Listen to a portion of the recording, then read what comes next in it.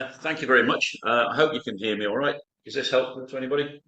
Good. Oh, that's not helpful to me because I get blinded. It's like driving at night, that is. But if I move across a little bit, might do a bit of good. Tonight's subject is fairly emotive, and I got into it because I am, as many of you might know, a battlefield tour guide. Um, my tours generally are World War One, although I do some World War Two. But one of the subjects that we cover is shot at dawn. And I did a bit of research on it and I found that it actually changed a few things for me. So, what I'd like to share with you tonight is some of the myths about shot at dawn, some of the things that common thoughts and common feelings, and everybody in this room will have a different feeling one way or another.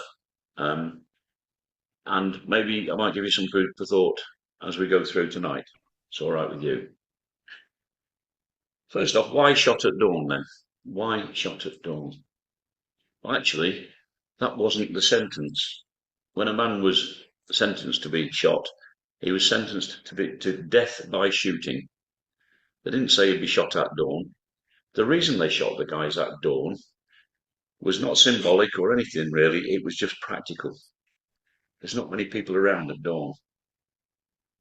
You didn't get bystanders wandering around, you didn't get anybody in any danger, and you didn't get any witnesses to something that they wouldn't understand that might cause trouble. You had no chance of anybody bursting in to try and save the fella or anything like that. So shot at dawn was actually a practical thing, and that's why it became shot at dawn. Um, the process then, well, let me just get this in order. Sorry. Um, After researching this for quite a long time, it's an aspect of the World War One. It struck me there's so many things that people don't know about it. And I read a book called Blindfold and Alone, and it's an excellent book if anybody gets the chance to have a look for it, because it doesn't deal with this in a passionate way.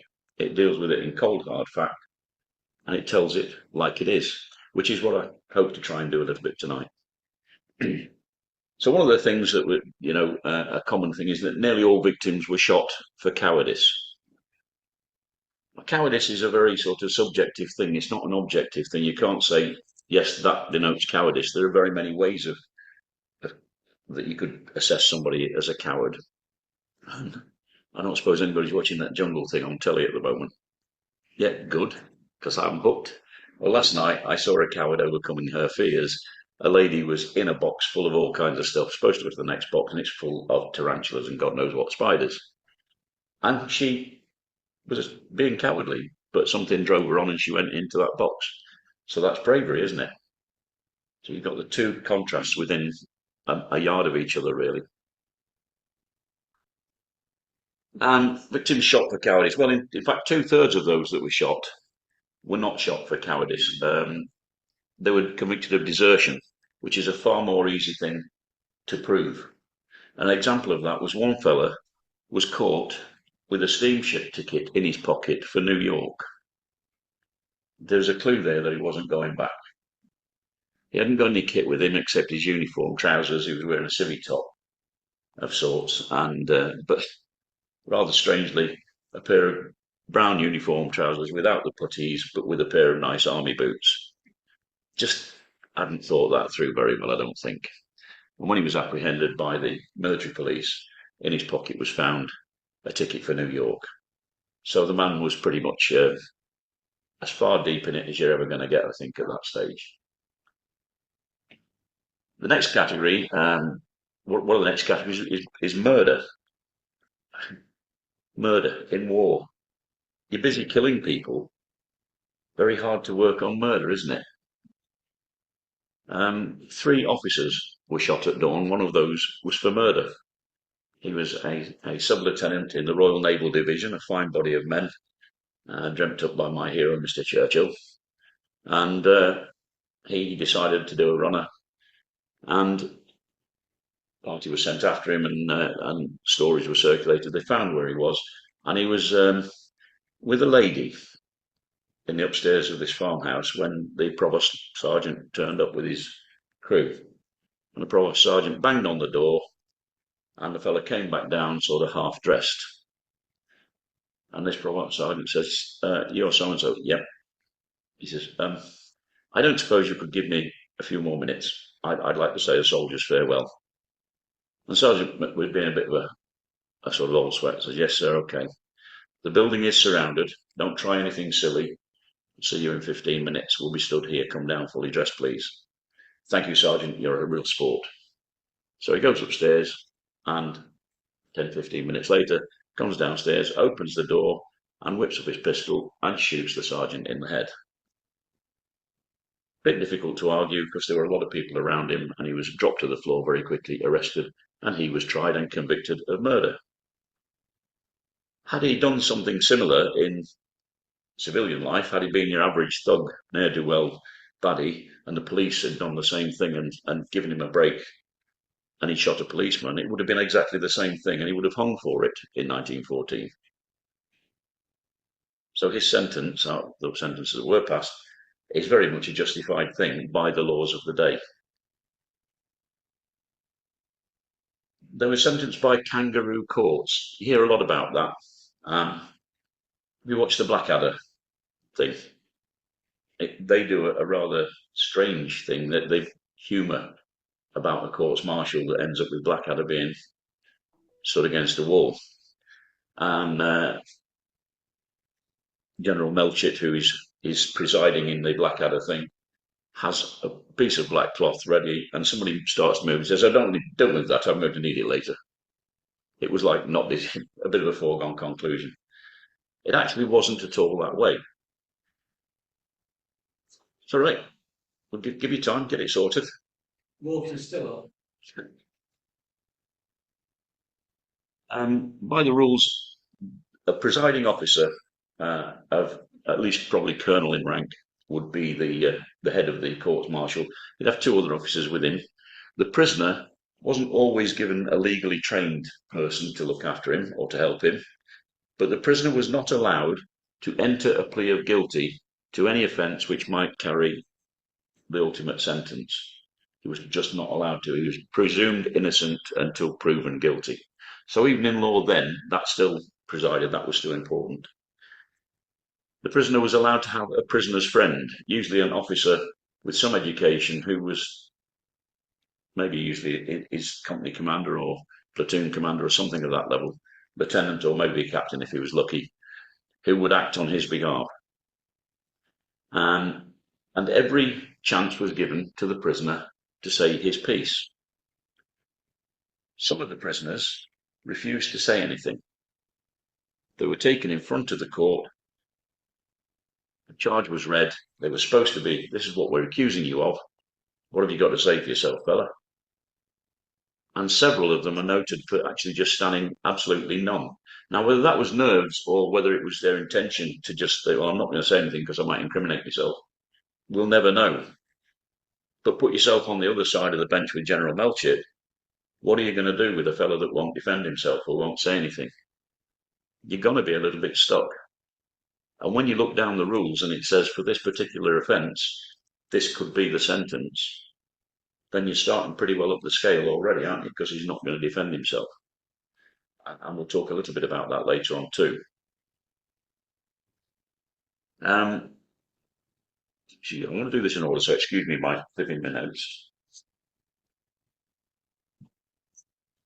Condemned men were shot the next morning with no right of appeal. Well, actually, that's not right either.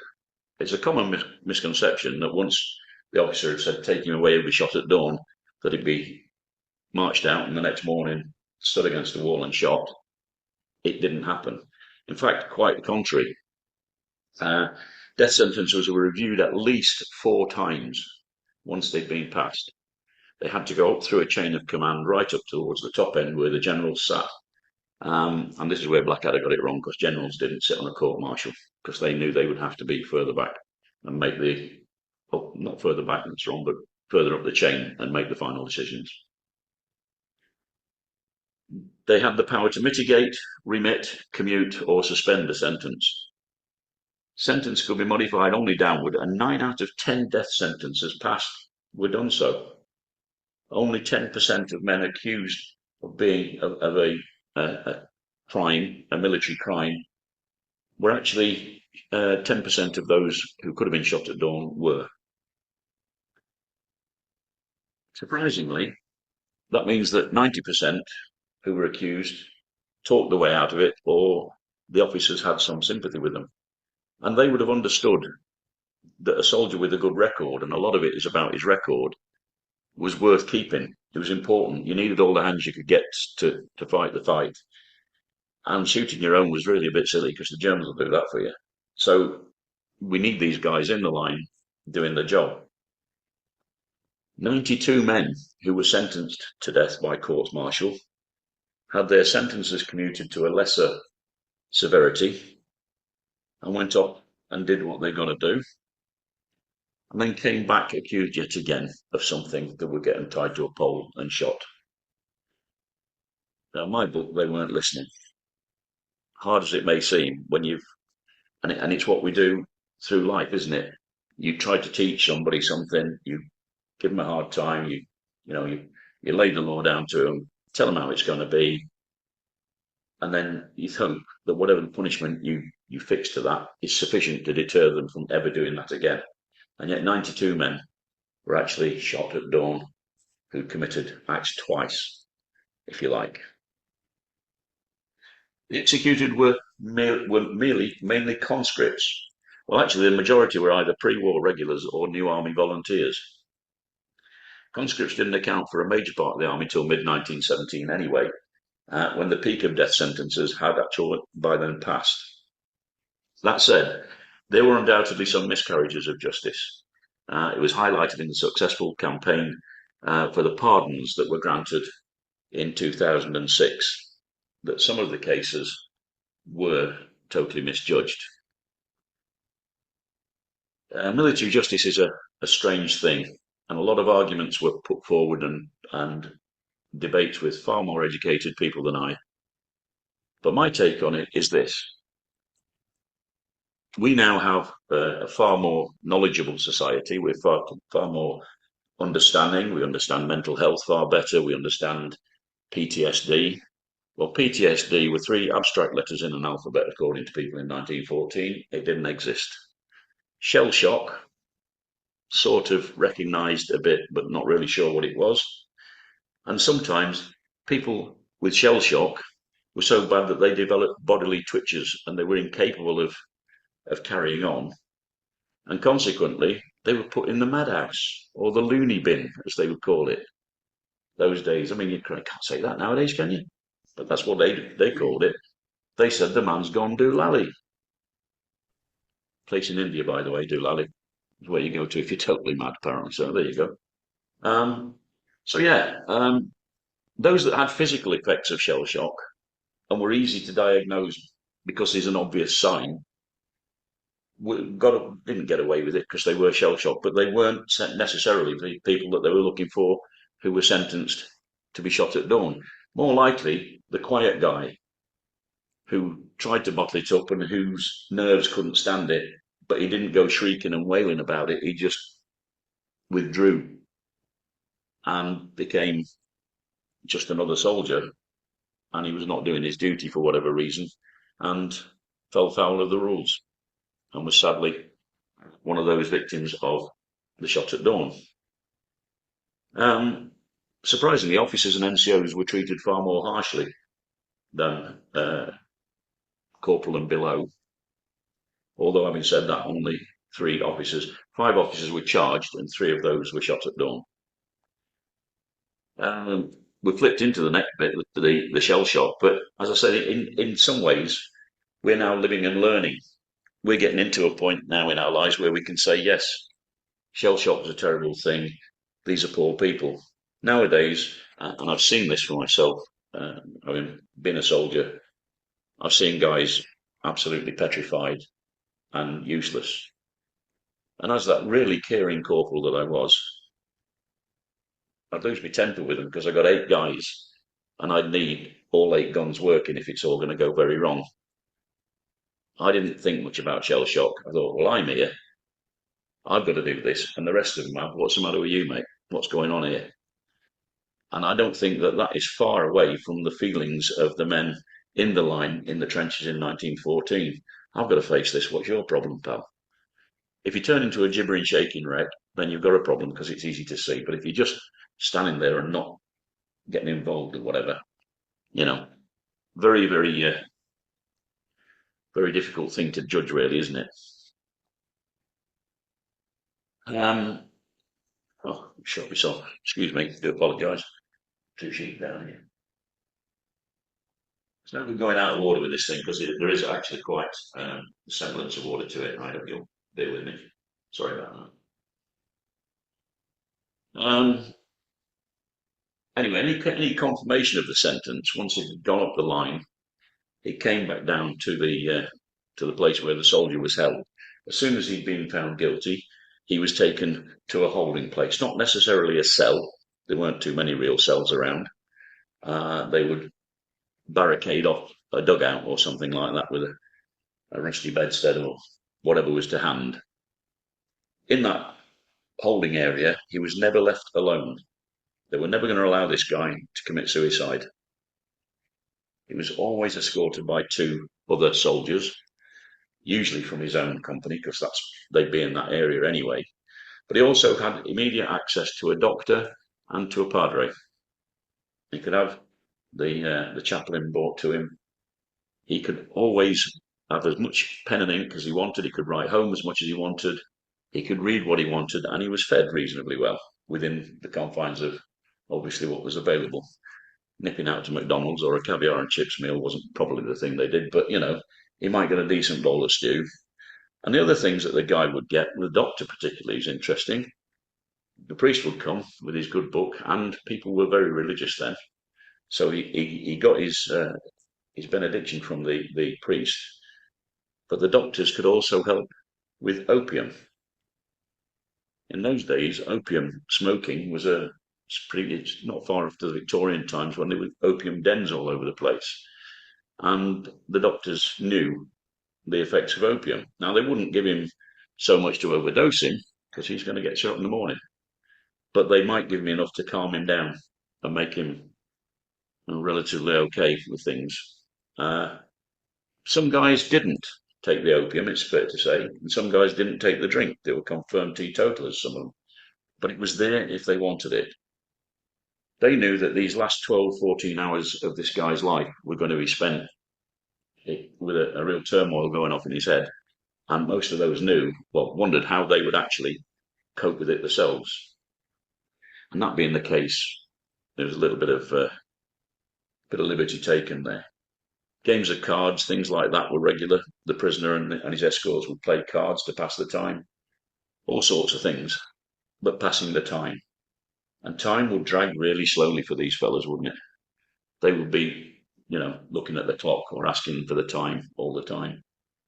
They'd be knowing it was coming. One of the hardships of it all, and this is rather, probably shouldn't laugh, but I thought it was quite funny when I read it. One execution had a delay of 75 minutes because of thick fog. Pretty good at that. They're going to shoot a guy who's no more than about 6 or 8 meters away. That must have been some fog. I'm thinking it may have been that the padre and the presiding officer and the others couldn't get to the site where the execution was going to take place.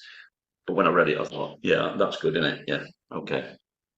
So it's as the execution goes, and this is the gory bit, so brace yourselves, guys and girls.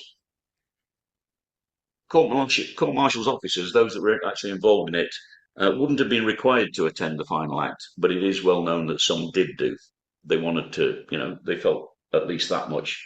They owed the guy at least, I sentenced him to this, I'll see it to the end, that kind of thing. The firing squad would have been between 8 and 12 men normally. Now, they were drawn from soldiers in the immediate area, so some from his company, or at least his battalion, would be there. So you get guys wearing the same cap badge from the same area. That wasn't entirely, it worked out as an example, but it wasn't entirely done for that. It was purely because that's where these guys are. You can't go chipping troops from the Irish Guards 40 miles south to come up and shoot somebody from the West Yorkshire Regiment. You haven't got time of day for that, and you haven't got the transport facilities. So you would get the guys who were local, and they would be the ones carrying it out. So What would happen is, get rid of the notes for this because I've done it before. The guys would be carting these. The men in the firing squad would have been paraded with their Enfield rifle. This is a 1917 Mark III Star 3 Enfield rifle, quite a heavy beastie. And this is one of the weapons that would have been used, and another 8 or 9 or 10 like it. This thing fires a 303 bullet, which is quite a big bullet. In fact, I have some here. Excuse me, I'm just going to do zoomy things. These are the bullets, and this is the weapon that would have been used to execute. You can pass those around. They're quite safe. They've all got little holes in the end where it's been fired before, and then put the air back in. The rifles would have been taken from the soldiers, and this is where another myth comes in. I'm sure you've heard that one soldier had a blank round. Anybody heard that before? Yeah. Nah. This thing is quite a powerful beast. Has anybody fired one of these before? Well, there you go. Yeah, you know what this thing does. It kicks like a mule when you fire it. You've got to be built like Tarzan on speed for this stuff. It really, unless you really grip it, this thing can break your collarbone. So it comes as no surprise that anybody firing a blank round that goes would know that he'd fired a blank round, and everybody around him would have known that. It would have not been very useful. And equally, it's no good to the fella being executed. It really isn't. By the time you get to this stage, the last minute reprieve thing is so unlikely it's frightening. And the best thing you can do is shoot and kill the guy. It really is. I'll go into that in a few seconds. So the process is that the men are marched up, get a brew, maybe a tot of rum, something like that, to stiffen the resolve a little bit. The rifles would have been taken off them, and they would have inserted just one round into the breech of the rifle. This would have then been cocked, and then the safety catch here put on so that no accidents can happen. And then the sergeant in charge of the firing squad would lay the rifles down on the ground and come away from it, knowing all the weapons are loaded and safe. While that's happening, the priest is in and the doctor is in the cell or holding area where the soldier is. They're making sure that he's all right, doing the best they can for him. The priest is giving his benediction, his last bits and pieces, and then would probably, in all honesty, got it here, probably remove this thing from the gentleman's possession. Normally, in your top left-hand pocket, a soldier would carry his Bible. This is a genuine 1914 issued Bible. Pass it around for you. So just make sure that the soldier's pockets are empty. And that will be taken from him. It also allowed him to unflip his top button, which is quite useful, really. He is then stood up at the given time and marched out. Normally they wouldn't walk more than 15, 20 metres, something of that distance. It wouldn't be a long walk to wherever they were going to do this. Now, it could be just standing the guy against a wall. It could be tying him to a post. It could be tying him to a chair. But he would be taken and tied to a position so that he couldn't move away and then, and cause any grief when he's going to be shot. You want him to be standing still so the shots are going to hit. They're marching him out, the priest still giving him his last rites, effectively. And then the horror kicks in a little bit then. The officer would walk up to him and ask him if he wanted blindfolding. He had the right to refuse a blindfold. Blindfolds came in two forms, usually a Hessian bag or a pillowcase. It's the quickest application. When you walk up to a guy and you're going to do this, you roll that thing up so that you know that when it's apply the blindfold, boom, done, it's on. He wouldn't bother tucking it in, but he would now be effectively no longer there. While he's getting used to the blindfold, I'm going to put that there. Just not well there, isn't it? Planning with my own handkerchief. A piece of cloth with a couple of safety pins would have been pinned into the top of his left pocket. That's why the jacket pocket being left open is a good thing, because the officer commanding the whole game pins this thing on.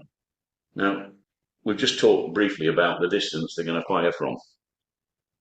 8 or 10 metres, perhaps at most from here to that door back there. Not a long way. Why are they going to do this? Let's face it, these guys are being asked to shoot at Germans running at them, machine guns firing and things going off around their ears, expecting to hit Germans from 100, 120 metres at least away and shoot and kill. A guy that's not shooting at them and he ain't running anywhere, well, you really need a target? Well, twofold. If it's there, it's telling them this is the target. And that's the principle. This is the target, not the man. It depersonalizes that contact. It gives them, I'm shooting at a target. It must have been the only thing that did that in any form, and I'm sure it didn't do it exceptionally well. However, these guys are stood there while all this is happening. The soldiers are stood with their rifles at their position of ease, and the weapons, as I say, are already cocked. A bullet is in the chamber. The weapon will now fire once the safety catch is released. The NCO will just go, they come to attention and bring the rifles up nice and steadily to what we call port arms. No drill noises, none of that sort of thing. The poor fella against the post doesn't need to hear that. And he certainly doesn't need to hear this thing being cocked. That's why it's cocked before he gets to the site. The padre is finished his stuff and he steps back out of the way. The officer in charge says, have you anything you wish to say? And he'll take a note of it if he does say anything. Tell me, Mum, I love her. Whatever it is. Is that it? Yeah. And then he would skedaddle. Trust me, these two guys, the padre goes one way, the officer goes the other, and they allowed for people being bad shots. They weren't going to get in the way of this thing. At which point, the officer would give the nod, and the sergeant would say, ready, aim, fire, boom. This thing kicks back hard. He said, firing detail, halt, arms, order, arms, stand at ease. By this time, the fella's dead. The bullets have gone, the guy's dead. Anybody want to hold this thing? Go on, have a memory. I wish I could pass this around soon. That teach you to not come in at night. That thing weighs quite a bit. It's 9.5 pounds in weight. When it's got a full magazine on it, adds about another pound and a bit to it. So anyway, these guys are then standing there. Two orderlies will then come in and they will unfasten the man. They will take off his blindfold. They remove the patch off his uniform and they will lay him in the coffin, which would have been placed 2 metres to one side of where he was going to be shot. There would have been a coffin ready-made and done there. While that's going on, the padre then takes the death certificate, pre-prepared and written, to the officer for a signature. The doctor is checking that the man is dead. Now, this is where it all gets really silly. If the guy had the nerve to live after having 8 303 Enfield bullets put in him from 10 metres away, most unlikely, but if he did live, and 2 or 3 did, then the officer was required to withdraw his pistol. The very pending thing, a Webley 38, he would have it in his sand round mill, withdraw it, cock it, walk up to the injured man, because he wouldn't be seriously injured, put a gun against his head and pull the trigger, administer the coup de grace. Horrible. And officers dreaded that the firing squad would not do their duty. They were really, really, these were young officers, normally subalterns, lieutenants, whatever. And this thing is what they've got to do. That's getting very up close and personal. Different thing in a trench. Sorry. You want to go? You want to go? Sorry, the truth. Yeah. There was never point a weapon at anybody, loaded or otherwise, because I might have to beat you about the head until you stop it. So anyway, the officers would have. Sorry, he's happy. Oh, actually, that one you can point because that is actually a toy. It's nothing to do with the real. That is a real one. That's a replica. But yeah, the gun against the head thing, 3-4 times.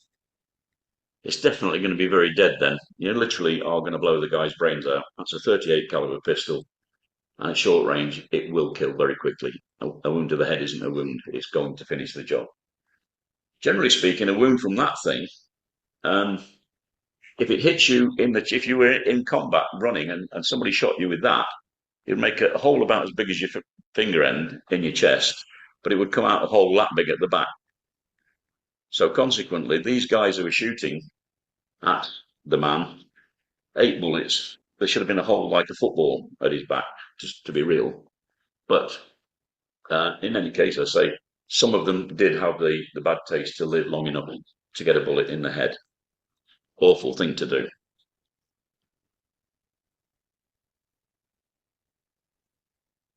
I really want to get these laminated so I stick together. So after the firing squads happened, the squad would be told that they'd be brought to attention, slope arms, put the weapon over the shoulder, right turn, quick march, and up they go. While this is happening, the fatigue squad that's there would lift the guy up, put him in his box, removing the bits and pieces, making sure his pockets were empty, and then put the box lid on. That must have been quite something. If you're marching up to be executed and you can see where you're going to end up, that's not much of a warmer, is it? But there you go. But after that, the victim of this is considered to have the slate wiped clean. He's paid for his crime, and he is now done with. So what are we going to do? Well, we're going to bury this fella, obviously. You can't sort of leave him in a box. It's not a good idea. And there would have perhaps, in many cases, already been a grave dug in the regimental or battalion cemetery area where they first interred their battle casualties. And what they did was bury him in that cemetery with the rest of the guys. And this wasn't done with a great deal of thought, but it worked out rather well. Because then following on from that, there was a decree made that this man is being shot for cowardice, desertion, whatever. He's paid for his crime. But we must recognise that before he was shot, he was a soldier, and he deserves to be buried as a soldier. So they would bury him in a soldier's grave with the cross and his details on it, and it would not say on it any reference to the fact that the man had been executed. On the documentation side that the officer signs, it says died of wounds. You bet he did. There's some amount of wounds, but yeah. There was, however, one casualty of this whose family wanted to try and make an example of the government for killing their little lad.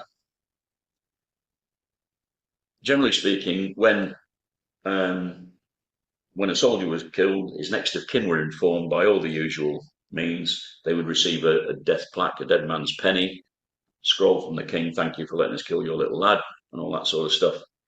And this happened exactly the same with the shot at dawn guys. However, occasionally some families did find out. It was tried to be kept from the families that, to save them any shame, because in those days the stigma of desertion or cowardice at the front, coming back over the water to Britain and coming to families, would be such that the families would then be shamed in public, which is a totally unfair thing to do. But that's as it was then. They were looked at as a family of cowards, and they, especially if some other families in the town or village had lost sons in battle. You know, I've lost sons in battle, and your Billy decided he wasn't going to play battle anymore, and he decided to run away. Well, that makes me happy. You can imagine how it was those days. Whole different world. Very hard to get your head round at times. However, um, they were all buried in soldiers' plots. In fact, at Norfolk Cemetery on the Somme, there are two guys who were shot at dawn, buried either side of a fellow called Lieutenant Colonel Shand Kidd. If anybody knows of the Shand Kidds, they're rather attached to our royal family. So either side of him are two guys that were shot at dawn. It doesn't say shot at dawn on their stones. However, the one family that wanted it were allowed to do it, because anything above the cross on a stone, everything above it is military. The cross is military, and the space at the bottom of the stone is family. And you can have what you want inscribed on that. Stop it, you fool. Sorry about that. This is the stone. I'll pass it round. I'll just show everybody. Can you see that? That's all right. One, two.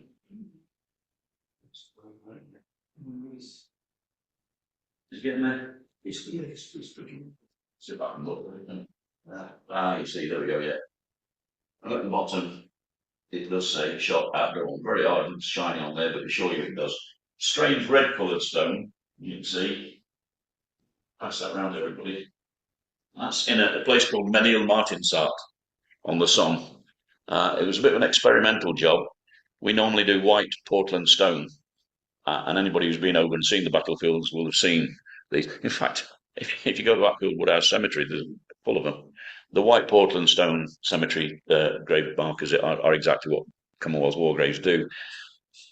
But they were sort of experimenting with a cheaper and easier to maintain stone, and that's a sort of sandstone substitute. And there are 420 odd graves in Menil-Martinsart, all of them with red stones. And they did that, and they went, you know what, this just looks like nobody cares. So they went back to Portland stone again. So not only did the poor fellow who got shot at dawn in his grave get that, he also got a tatty-looking stone. But you'll see that when the picture comes round. Objectively, then, out of all anybody hazard a guess even how many men were sentenced to death by court-martial? I read there was about 300 and something that were actually shot. Yeah. So what were Yeah. 10% wash. That's what I say. 10% were shot, so 3,077 men. No, that's not always. All stones don't have not every stone has an age on it. It depends whether they've got the records of his birth certificate or whatever at the time they do the stone, or if they got a chance to get the family to tell us how old when was his birthday, whatever. But there's a lot of stones that don't actually have the age on, and that's nothing to do with him being shot at dawn. It's just the way that was. But yeah, 3,077 men were sentenced to be shot at dawn or death by shooting, out of which 346 men actually made it to be tied to a post, chair, or wall. So when you break that down, it's not a bad sort of average, is it? You've got a 90% chance of not getting shot, even though you've been sentenced to death. Out of those, 345 of them have got or had graves that were not marked with shot at dawn. There are, sadly, some of those graves were disrupted by shell fire. The initial cemeteries that were built all around on the Somme and in Ypres and the Salient and all that sort of thing, shells were still flying around, and some of them were disinterred and lost. But they get their name on the Menin Gate, or the Thiepval Memorial. 54,000 men on the Menin Gate, 72,000 men who died on the Somme on the Thiepval Memorial. One of those is a very important member of this story. We'll go into it in a few seconds. Um, yeah, if you look at it, 346 is still a big number, isn't it? But when you take away the crimes and what they were shot for, and you bring it down, I personally have an estimate of about 15 to 20 of those which were at best questionable decisions. You know, a bit of would have got them away with it. So we look at 15 or 20 men in the fact that over 4 years we lost over 1 million. I hate the term because it's a very American thing, but collateral damage is what you're looking at. And who's to say that if they hadn't reprieved these 20 men, if they had reprieved them and they'd gone back to their units and battalions and whatever, and then they'd been out fighting the good fight, who's to say they would have survived that anyway, with the death rate as it was?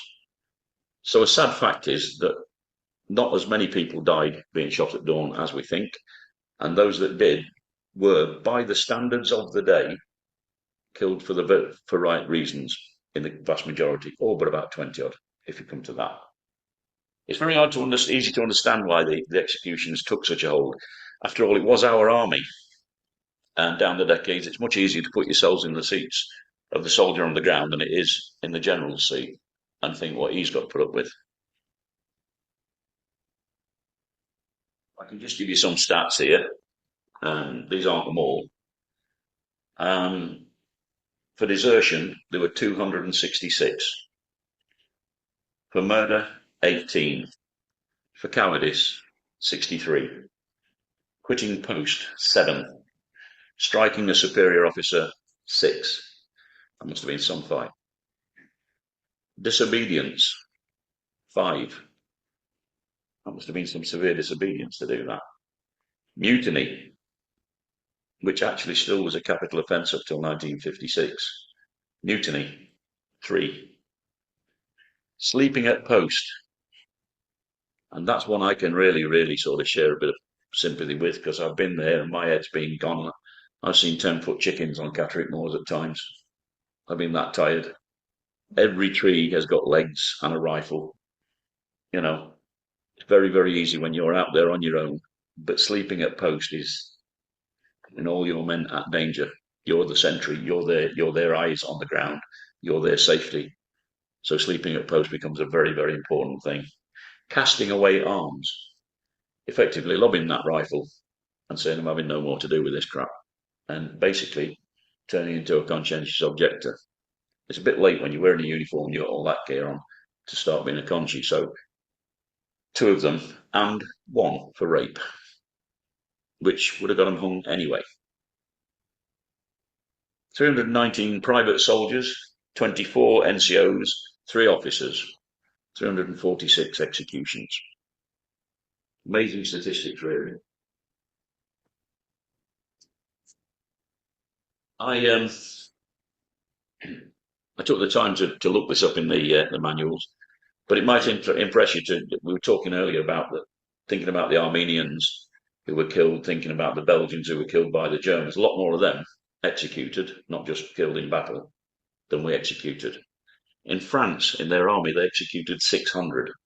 Italy executed 500. Britain, including some Commonwealth troops, Indian troops, things like that, 346. Germany executed only 48. Canada, 25. Belgium, 13.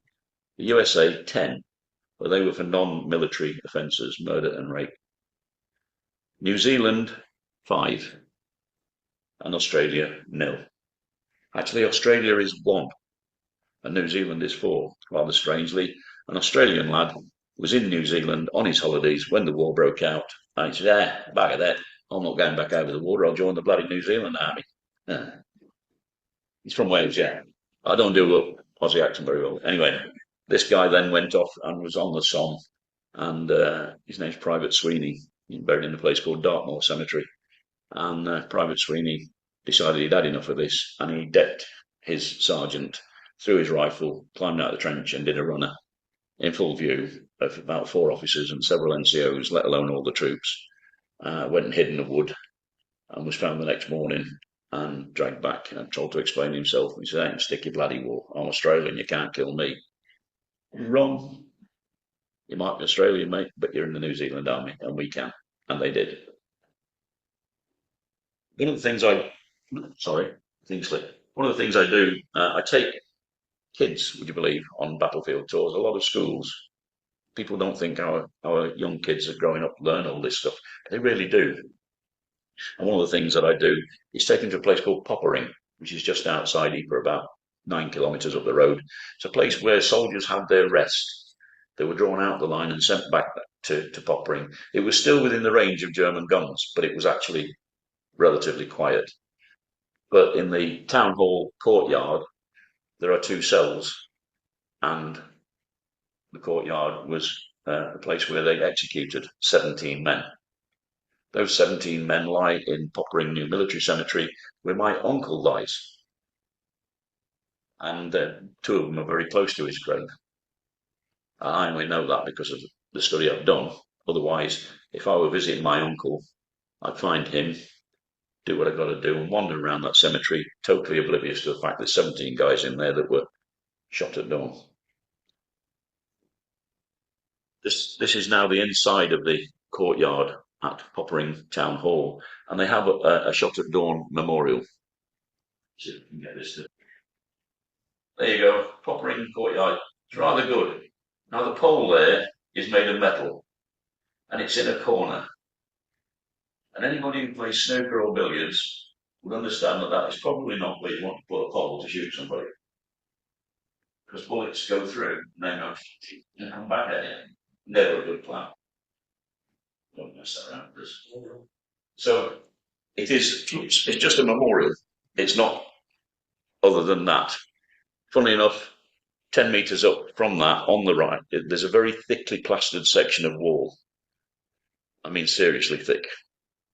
So obviously what they've done is stand them against the wall up there, and when you go and look in the rose bed, you can actually see there's a bit of a circle of cobbles rather than cobbles laid in a uniform pattern. So that's where the pole went in, and the guys were shot and they were shooting straight at the flat wall behind. A bit gruesome, and I point that out to these kids that this here thing that you're going to see as you go around it's all concrete sandbags and it's in a corner. And most kids play pool, don't they? And they understand the ricochet thing happening. Bless them. The cells in there are very stark, and I couldn't find any decent pictures of them. I was going to bring you them, but they are very small cells, probably only 3 metres by 3, in which is an iron bed, an iron tub. If you've got to go to the loo, that's your loo, and room for two chairs and little bits and pieces that you could put under the bed for your eating irons, your mess tins, things like that. One of them looks out into the courtyard where the pole is. Not a good thing really, but that's the way it was. If you were lucky, you got the other one that looks out into the street. Standing there, talking to kids about this shot at dawn thing, you bring the tone. At least kids think they're on holiday, and then they suddenly get the bit that's actually here to learn stuff about human nature, about people and what happened. And I read this to them. It's a poem that was written by a guy who was sentenced to death, and it was written in one of those cells. Light, bleak dawn, the worn-out night bursting open in my chest and fading. My hands holding the glass, my last one. The priest bringing his God, the doctor, his opiates. Oh, no. Mother of God, she's out there warming her feet against the coals, and out there she's turning in her sleep. Don't aim at me, lads. Aim at the white cloth on my chest. Light, bleak light, etching words, bare words on the walls. I die. Yeah, I guess the reaction I get from everybody. Stunning, isn't it? Bloke decides to write that in his last few minutes. He felt it all happening. He knew what was going on. And consequently, wrote the poem. And I think it says it all. What I'd like to talk about now is another little fella here. And this is the other side of the story now. We've done the shooty gunny bit. We've done the how to execute them. And I've told you how the position went on. However, I'll pass these round. Could you refuse to take part in the shoot? Technically, no. Actually, yeah. people sort of got away with it. Some of the NCOs will turn a blind eye. Rather strangely, and conversely to that, near Dunkirk, there is a cemetery full of people who died in 1940, and there's one guy who died in 1916. There's one 1916 grave in there, and he was shot in the farmyard next to the cemetery. And apparently, he'd done a runner 9 times. He'd been arrested and charged with desertion 9 times and got away with it 9 times. And on the 10th time, they caught him and brought him back. And it's reported that the presiding officer said, "I understand that you have a bad case of wanderlust.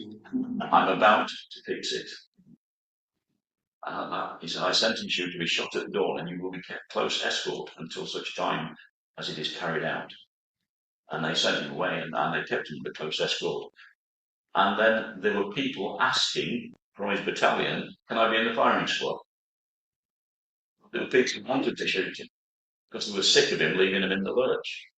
If it's your best mate, can you say, "I prefer not to be"? It was generally known that who were close to each other, and the NCOs would be as careful as they could to pick them. But at the end of the day, if you got picked, it's your duty. And the other bit that goes along with that is that if you happen to know the guy and you don't want to shoot him, yeah, you can shoot to the right or left or above his head or whatever, but you're doing him no favours. Because if 8 of you decide to shoot every which way and nobody hits him, then the officer is going to come up, pull his pistol out and blow his brains out. He's going to die. So the best thing that a soldier could do for his mate, even if it was a mate tied to that pole, is to make it quick and clean. Aim at the patch, blow his heart away and kill him. It's brutal to think that, but it's really the best thing you could do for a guy who was stuck in that position. Here's a guy who was stuck in that position. I'm passing this around, Corporal Harry Farr. And right near the start, I mentioned that in 2006, there was a pardon granted for those men who were shot at dawn. 306 of them, not 346. The others had committed crimes that was considered sufficient to have warranted a death sentence in any case. So they were not given the pardon. But most people think they were pardoned and everybody said, "We're really, really sorry," and all this sort of thing. Actually, the pardon was for the severity of the sentence, not for committing the crime. The crime was still not questioned. Parliament decided they could not go back and justifiably change a decision made 90 years ago. The decision stands. The man was guilty of desertion. The man was a coward. The man did whatever he did, cast away arms, struck an officer, all these things. However, the severity of the sentence for some of the crimes was too much. And for that, we're sorry for that. And we grant, therefore, a pardon for the severity of sentence. And this guy the picture that I'm passing around, sorry, I thought I'd get one on each side. Guy, I just put one of those this side. See how that goes and goes. Corporal Farr. Corporal Farr's family were the family that started the process, started challenging. They weren't the family that had shot at dawn on the grave. And rather strangely and rather difficult, Harry Farr is one of those that has no grave. He did have, when he was executed, he was interred in a small cemetery where the victims of various German nasties had been buried, but the shelling disrupted it. A place called I'll put them shortly. It's on the south end of the Somme, and the shelling was intense, and it blew the cemetery up and disinterred all the guys there. So all of those that they knew were buried in that cemetery are now listed on the Chipwell Memorial.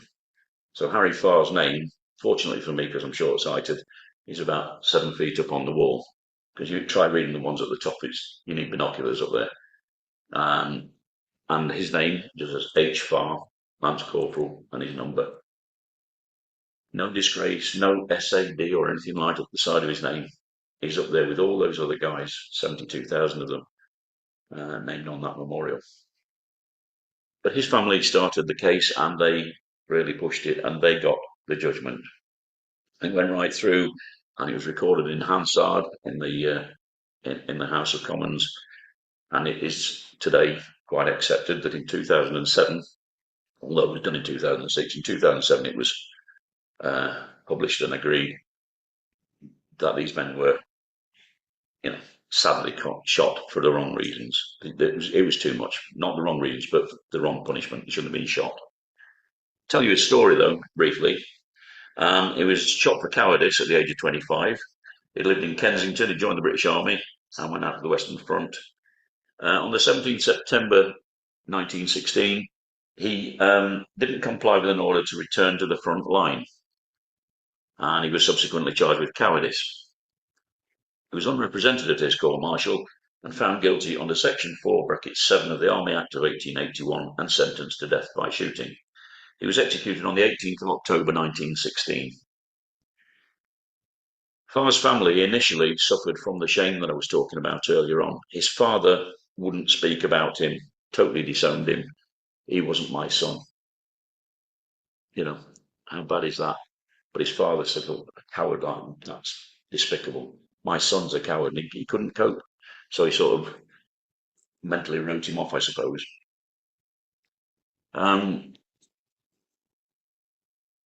So at the outbreak of the war in 14, he was mobilised with the 2nd Battalion West Yorkshire Regiment, a local fellow really. And during his time serving in the war, he was hospitalised multiple times for shell shock and related symptoms. So he was twitching.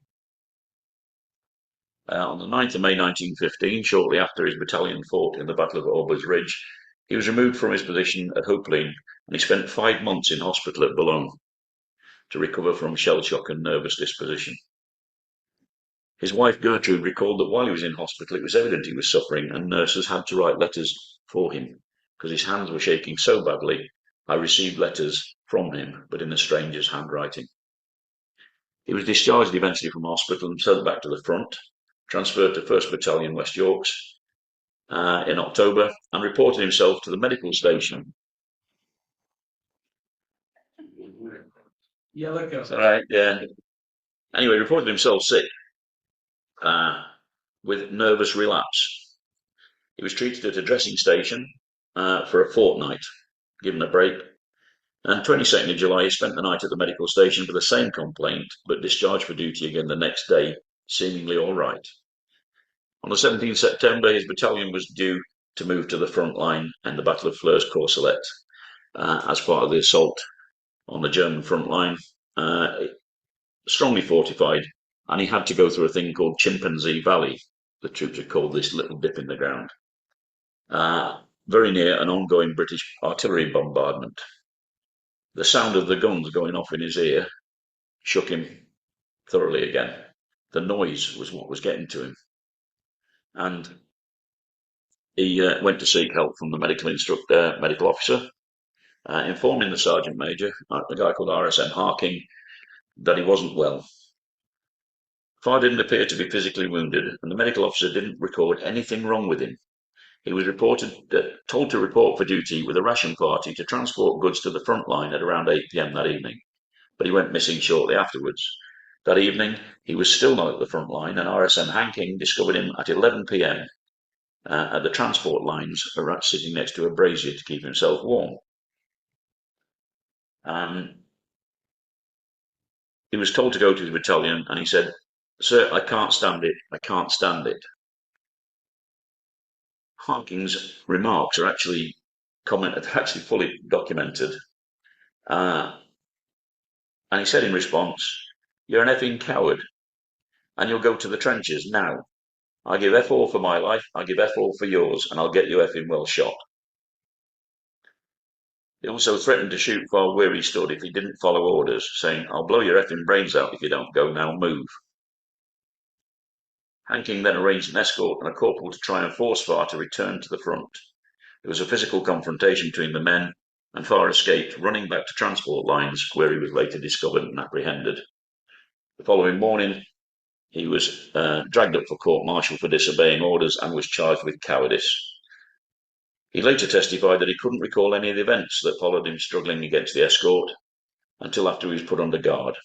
He was taken to a place called Ville-sur-Ancre, um, just back from the front lines, really, where his court-martial was arranged a week later for the 2nd of October.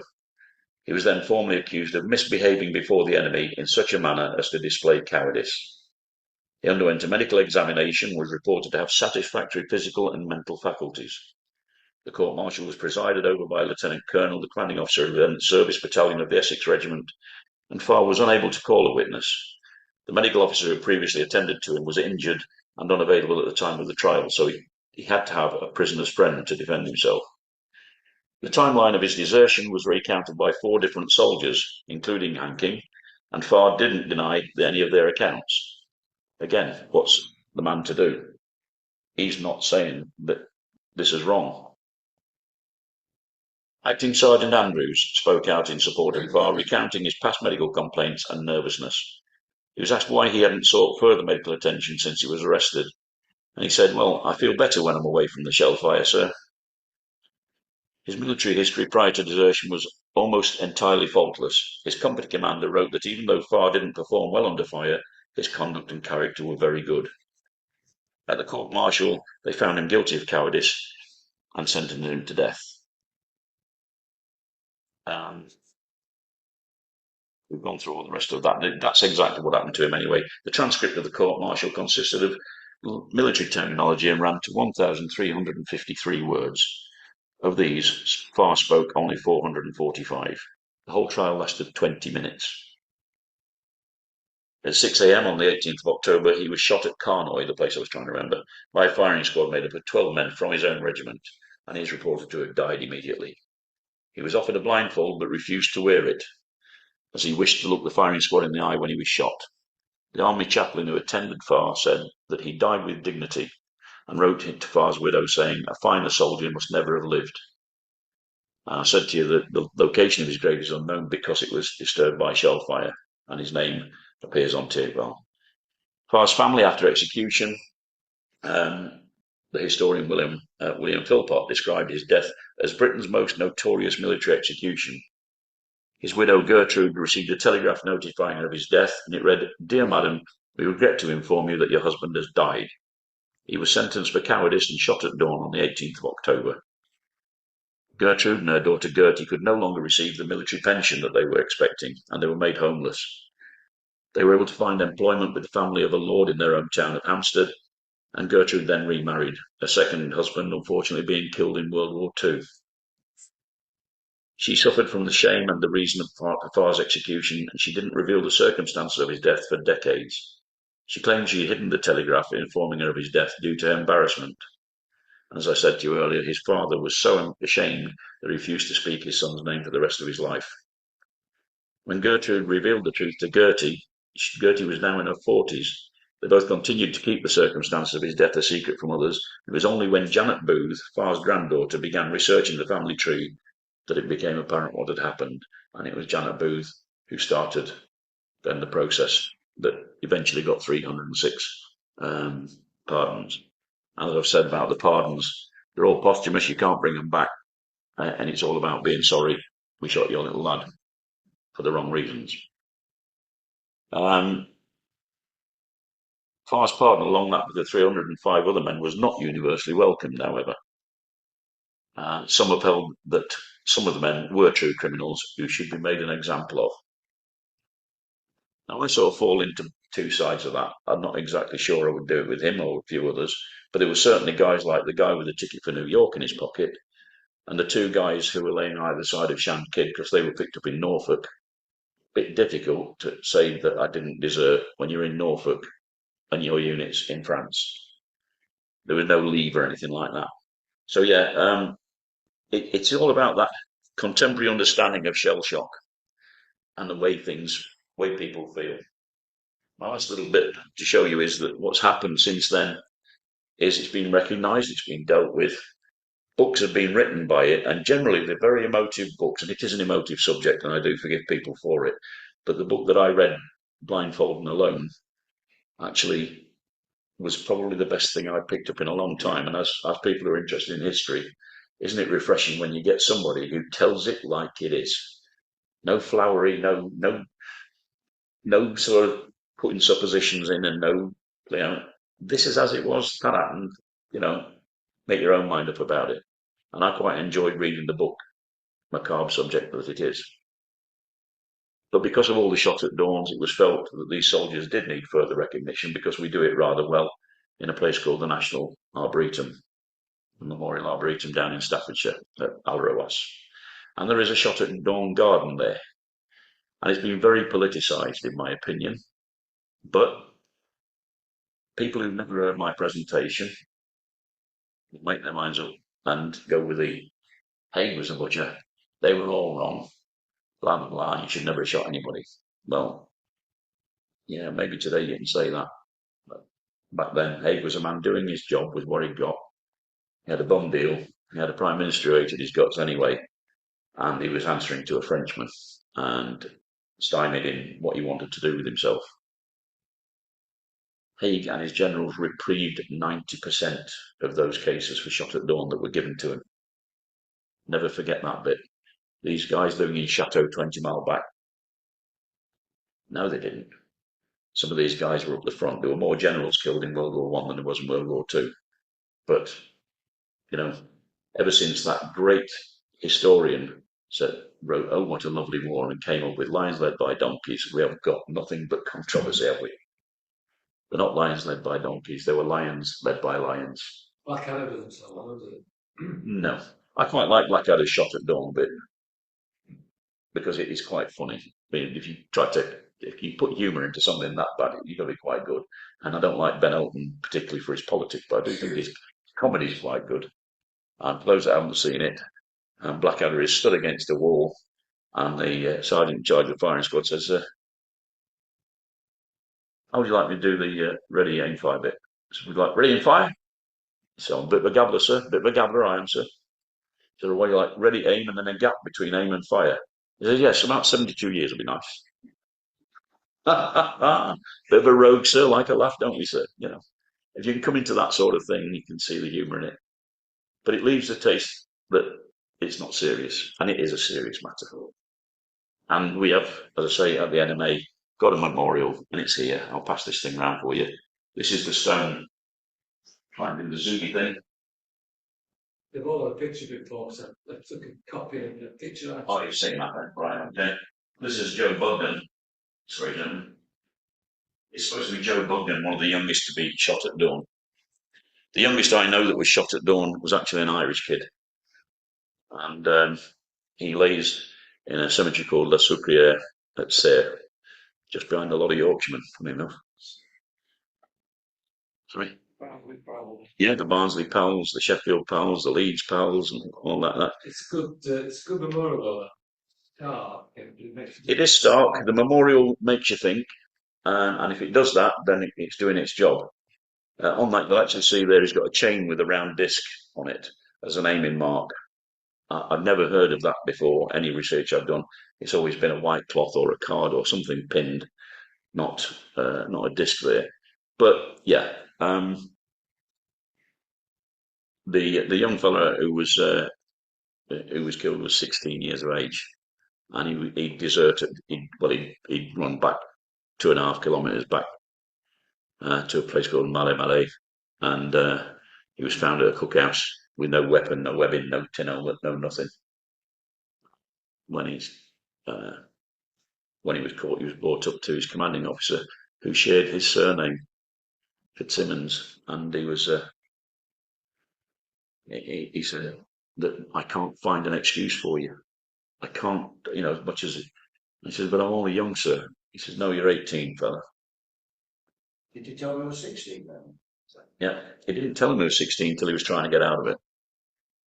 And they said, no, you were old enough to join up and get paid. You're old enough to come out and fight. You've been doing this for 2 years. It's now 1916 and here we are. And you, sunshine, are a soldier. Yeah, but I'm 16. Not on paper, you're not. You signed the dotted line that said you're 18. And that tells me if you're man enough to come and play the game, then you take the consequences of doing it. And I've got no sympathy for you. You ran away while the other men stood their ground and fought. And he sentenced him to death, and he was killed by firing squad. But yeah, the age range of them. Well, any age that joined up to the oldest that was there. The oldest soldier that I know of, the guy who's buried in Dartmoor Cemetery, almost 20 metres away from Sweeney, the Aussie, who got shot at dawn. And he was 64 years old, this guy called Harry Webb. It was rather strange. And we had soldiers who were 13 and 14, so you've got a whole range of 50 years, really, of ages. So ages didn't come into it, actions did. And that's why we ended up with people shot at dawn. Has anybody got any questions they'd like to ask me as well? I'm sure I will.